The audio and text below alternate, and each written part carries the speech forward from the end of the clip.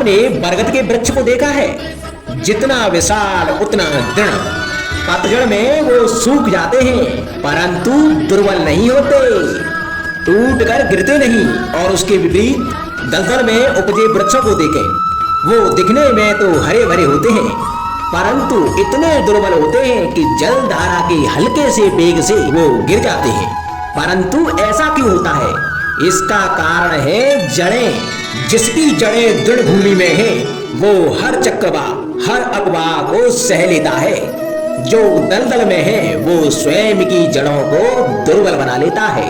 कुछ ऐसा ही मनुष्य भी होता है जो अधर्म कुकर्म असत्य की धरा पर उपजा है, वो कठिन समय की एक मार भी नहीं सह पाता। और जो मनुष्य सत्य और धर्म की धरा पर उपजा है वो हर समस्या से जूझ कर आगे निकल जाता है और सफल हो जाता है। अब आप पर निर्भर करता है कि आप क्या बनना चाहते हैं।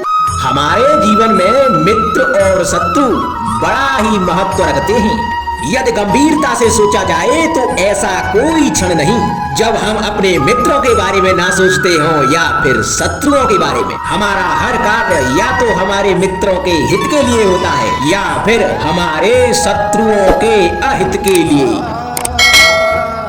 हम हर स्थान या तो अपने मित्रों के साथ होते हैं या फिर अपने शत्रुओं के साथ। कोई नहीं चाहता कि उनका शत्रु प्रसन्न रहे। संसार में हर कोई अपने शत्रु को नष्ट कर देना चाहता है और ऐसा करने के लिए वो हर संभव प्रयास करता है। उसे आर्थिक मानसिक और शारीरिक हानि पहुंचाने का प्रयास करता है। और यदि मैं आपको आज ऐसा मंत्र सिखाऊं जिससे आप अपने शत्रु को सदा के लिए नष्ट कर दे तो, और वो मंत्र है शत्रु को मित्र बनाना। अपने सभी शत्रुओं को अपना मित्र बना लीजिए और आपके सारे शत्रु स्वतः ही समाप्त हो जाएंगे। राधे राधे।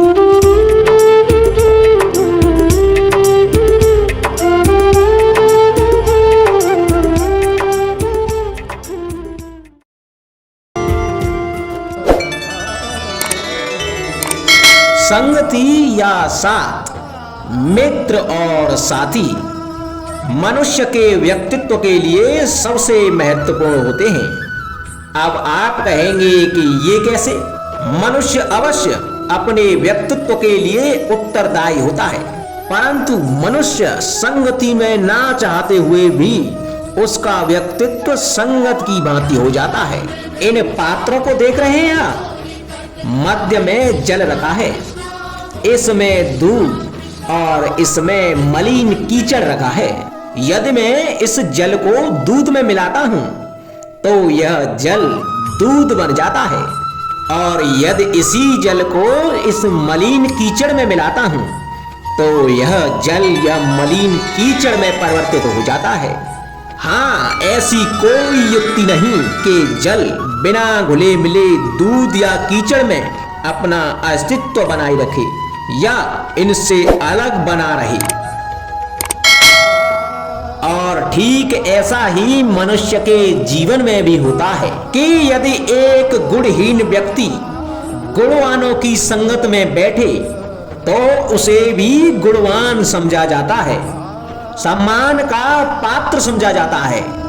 और यदि एक गुणवान व्यक्ति गुणहीनों की संगत में बैठे तो उसे भी तिरस्कार मिलता है। इसलिए अपने जीवन में संगति सोच समझकर सावधानी से चुनिएगा।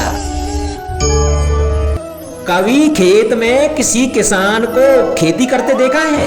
वो उसे सींचता है, जोतता है, पशु पंछियों से खेत की फसल की रक्षा करता है परंतु एक बात का वो सबसे विशेष ध्यान रखता है कि कहीं खेत में खरपतवार न उग जाए, क्योंकि एक खरपतवार का लान खेत की सारी फसल को नष्ट कर सकता है।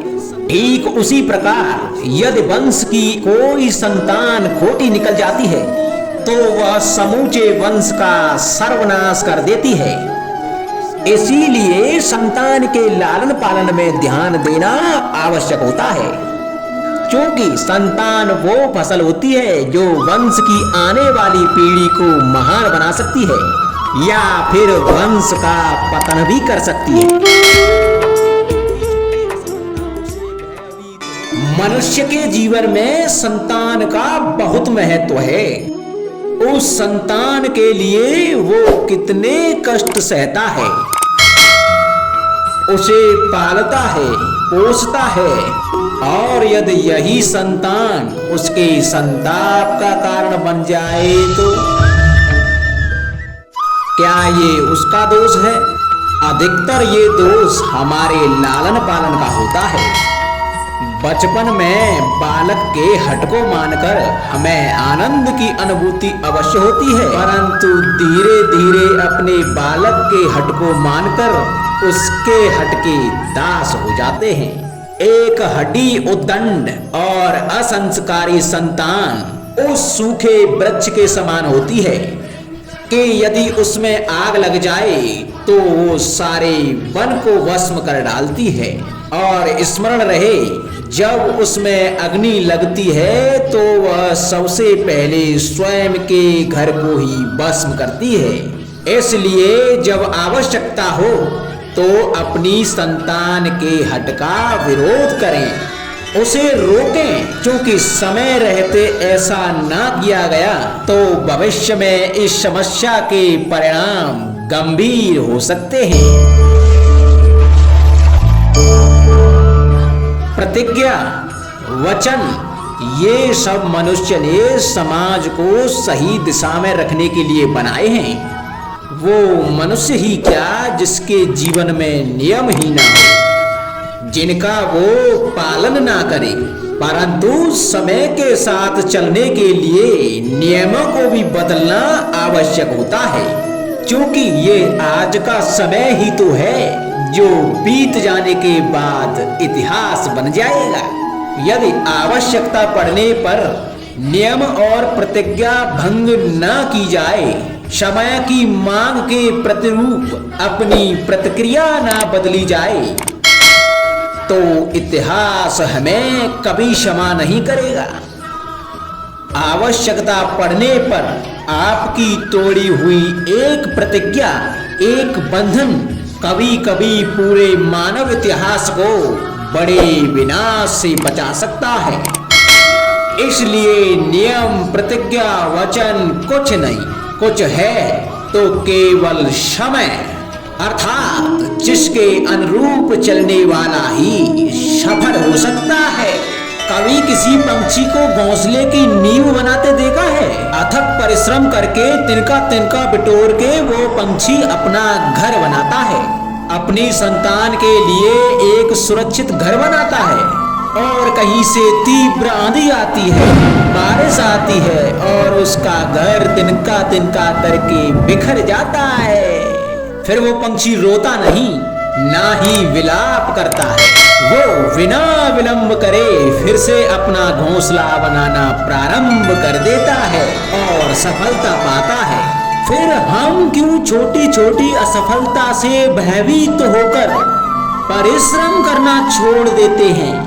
एक बात सदा स्मरण रखना, हर वृक्ष कुल्हाड़ी की एक मार से नीचे नहीं गिरता, हर चट्टान घन के एक प्रहार से नहीं टूटती। सफलता पाने के लिए अनावृत परिश्रम करना मात्र एक मार्ग है। स्वीकरण, सत्य का स्वीकरण मनुष्य के लिए बहुत ही महत्वपूर्ण है। जब तक मनुष्य सत्य को स्वीकार नहीं करता तब तक उसे असत्य से लड़ने की शक्ति प्राप्त नहीं होती। जब आप भोजन करते हैं तो क्या होता है? आपका पेट स्वीकारता है कि वो भर चुका है और आप भोजन करना बंद कर देते हैं। जब आपको निद्रा आती है तो क्या होता है? आपका मन स्वीकारता है कि आपका शरीर थक चुका है और उसे विश्राम की आवश्यकता है। उसी प्रकार जब आपको किसी व्यसंग को रोकना हो तो आपको स्वीकारना होता है कि बहुत हो चुका। चाहे वो लालच हो या मदिरा पान, उस व्यसंग का त्यागना तभी प्रारंभ होता है जब आप यह स्वीकार कर लेते हैं कि आप उस व्यसंग के बंधन